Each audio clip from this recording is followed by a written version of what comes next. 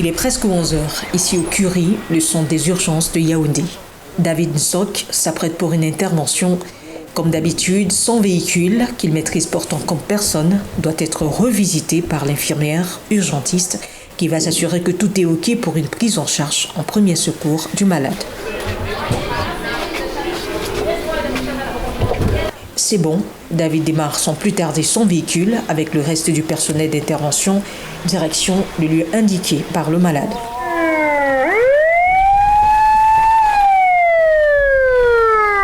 Pour des besoins de discrétion sur la vie de ce malade, nous attendrons David sur place qui arrive plus d'une demi-heure plus tard. Plusieurs miraculés de la vie le doivent aux personnes comme David, profession ambulancier. On a trouvé un patient en difficulté respiratoire qui avait des problèmes à respirer. Alors vous comprenez qu'à cette période où la Covid nous dérange, on ne sait pas. Évidemment, il faut qu'on reste protégé à tout moment, à aborder tous les patients qu'on pourra. Plusieurs miraculés de la vie le doivent aux personnes comme David, profession ambulancier. Être ambulancier, il faut être capable des gestes de premier secours, de savoir brancarder déjà, puisqu'une ambulance a un brancard, il faut savoir comment gérer ce brancard et tout le matériel qui se trouve dans le véhicule. L'autre point était sur la conduite, évidemment. Oui, il doit être un bon chauffeur. On fait les transports urbains et interurbains. Bon, pendant ce temps, donc, il faut comprendre qu'il faut être bon pour aller et revenir.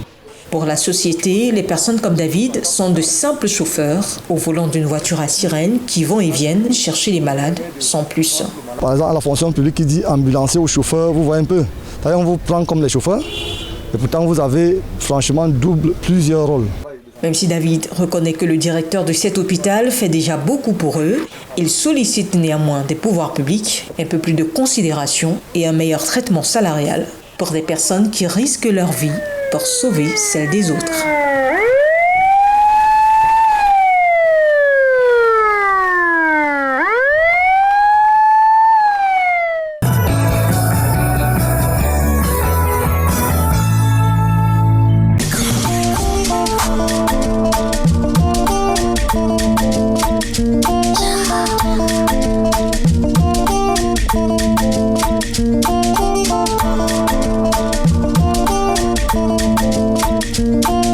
Je suis Brice Dibadi, je suis ambulancier à la Polyclinique Nour.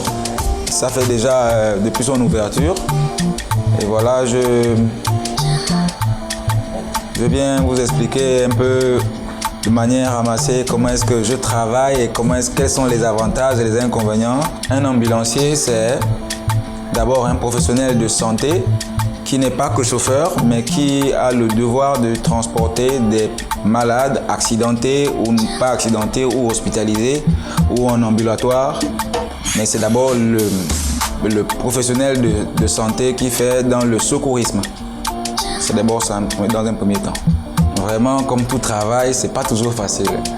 Parce qu'en même temps, travailler de jour comme de nuit, être disponible à tout moment, laisser sa petite famille, ses amis, même quand on est autour d'un repas de famille, on peut t'appeler et du coup, ça gâche toute l'ambiance. C'est pas facile, mais on s'accroche à cela.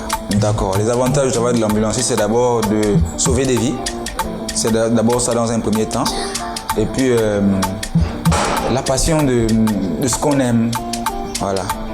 Et en même temps, ça nous permet d'avoir un contact permanent avec des médecins, des chirurgiens et ça crée un relationnel assez grand. Depuis l'avènement du coronavirus, ça n'a pas été facile parce que déjà, on est les seuls à être sur le terrain à des heures de nuit comme de jour. Il y a le couvre-feu et les cas se multiplient encore plus parce que les gens sont cloîtrés et certainement dans des structures publiques, on les refoule et du coup, on est plus au four et au moulin. À l'occasion de la journée internationale des ambulanciers, je voudrais d'abord souhaiter à tous ceux qui font ce travail admirable de